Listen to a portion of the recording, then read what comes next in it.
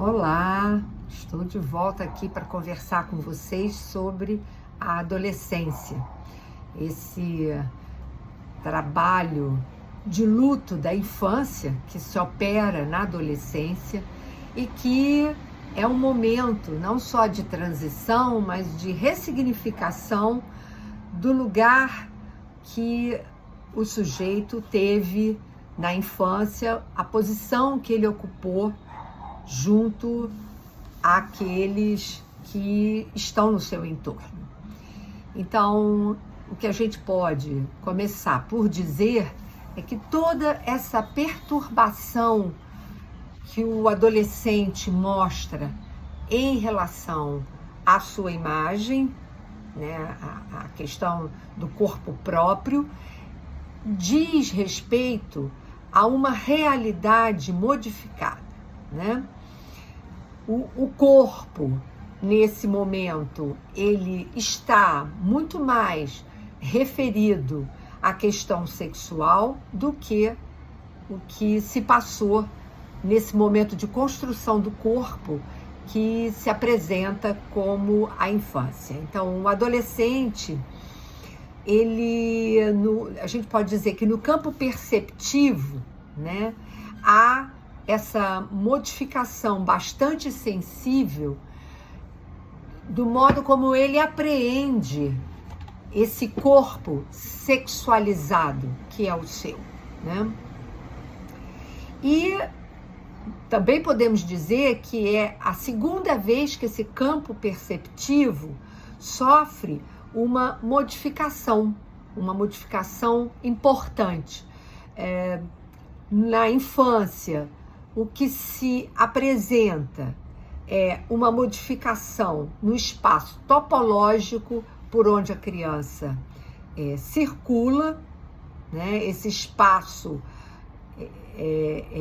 ele se modifica dessa dimensão topológica para uma dimensão euclidiana, onde se dão as trocas simbólicas, onde esse campo ele é organizado simbolicamente, né?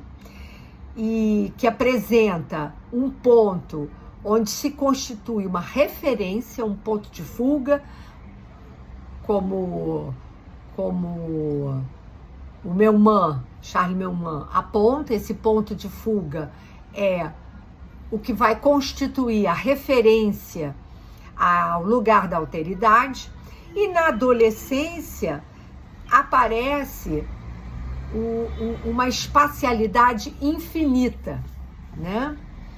E onde se dá necessariamente uma reorganização desse espaço, mas ao preço dessa modificação profunda da percepção.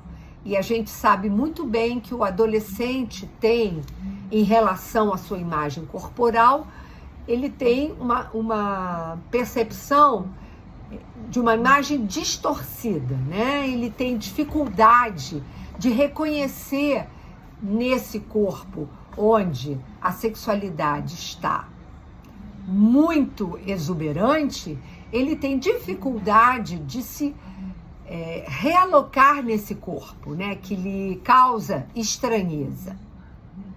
Esse é um primeiro aspecto que eu acho que é bastante importante da gente sublinhar, né?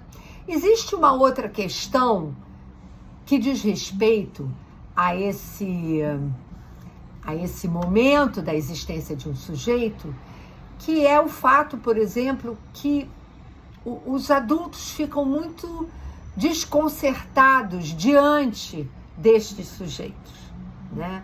Porque eles têm um olhar sobre o universo dos adultos muito crítico, né?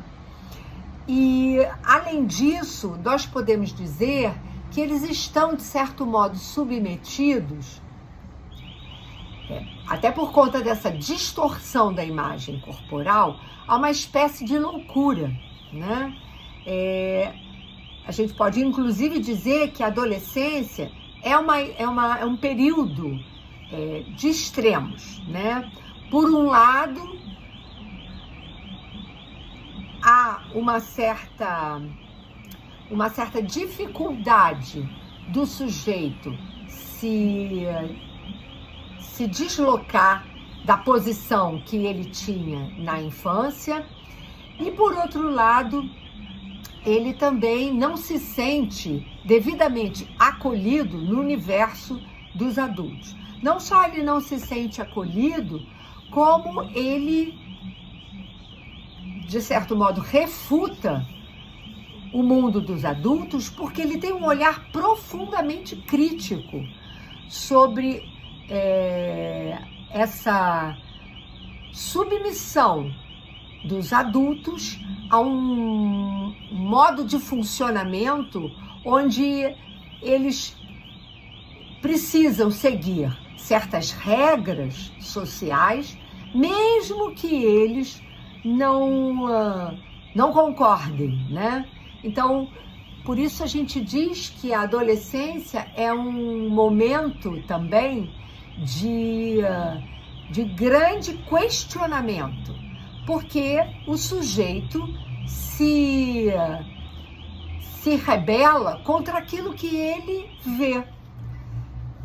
E, ao mesmo tempo, ele percebe na voz que lhe é endereçada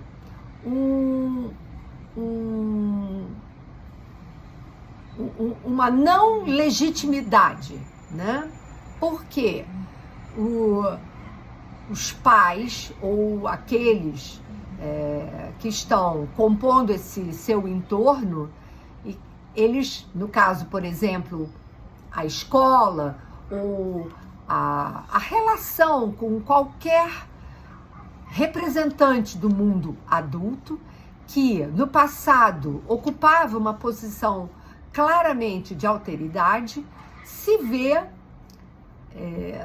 desbancado, né? Esses adultos se veem desbancados frente ao olhar do adolescente, porque o adolescente não reconhece nessa voz que lhes é endereçada uma legitimidade. Então, e ao mesmo tempo, podemos dizer que isso acontece porque a voz que eles se veem submetidos é essa voz profundamente superegóica, essa voz profundamente crítica que eles carregam dentro deles, até pela introjeção dos valores que eles receberam na infância. Então tem todo esse conflito com aquilo que eles foram submetidos na infância, aquilo que eles não reconhecem mais no endereçamento dos adultos a eles, essas ordens, essas submissões que eles reconhecem, inclusive do lado dos adultos, eles não querem mais para si, eles querem encontrar uma margem de liberdade onde eles possam construir um campo de saber mais de acordo com essa verdade que eles experimentam profundamente e corporalmente, né? E talvez por isso eles se sintam melhor no campo dos seus semelhantes, no bando, como a gente costuma se referir, né? Então, essa questão da adolescência, que a gente vai tentar aprofundar daqui para frente, ela, na nossa contemporaneidade, ela se depara com outros problemas, né? E talvez o mais importante é que, por uma espécie de declínio da efetividade da função de alteridade dos pais e também da escola, muito precocemente o adolescente experimenta a sua crise. E nós vamos, da próxima vez, trabalhar um pouco mais. E eu volto a lembrar a vocês o evento da Escola Lacaniana de Psicanálise na sexta e sábado da semana que vem, dias 23 e 24. Nós teremos vários convidados estrangeiros. Até lá. Tchau.